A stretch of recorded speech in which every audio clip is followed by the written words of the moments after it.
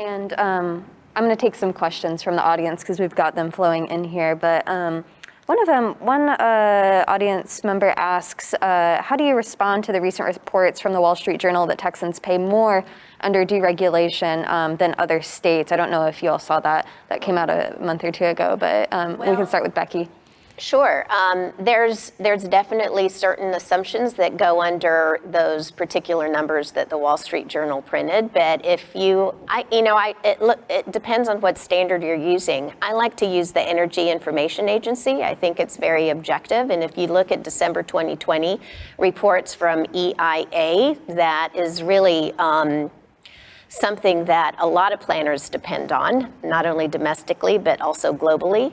But EIA was saying that Texas over the last several years has had below average pricing.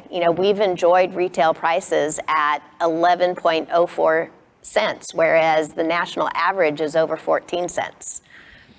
Which makes sense, right? Because if you look at our wholesale pricing over the last few years compared to any other place in the United States, it's the lowest wholesale pricing. So it's natural that our retail pricing would also be lower as well.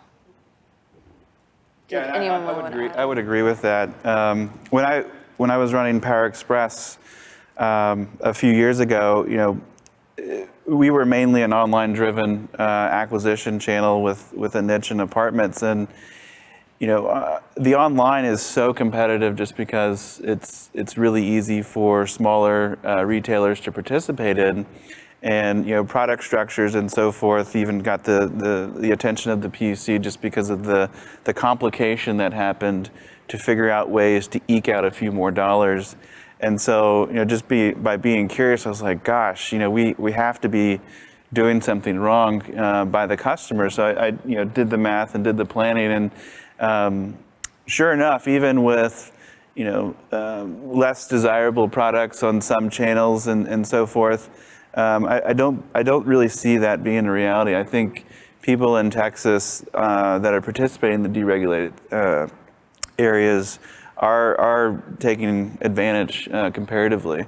But we do have some really good regulated areas too. I mean, Austin Energy has been a leader in some of the renewable initiatives, namely solar. CPS has done the same thing. And so I think just by participating in ERCOT, regardless of whether or not you're regulated or deregulated, we're having a bunch more innovation, and I think we're leading the country in terms of things we're doing to figure out ways to better use our grid.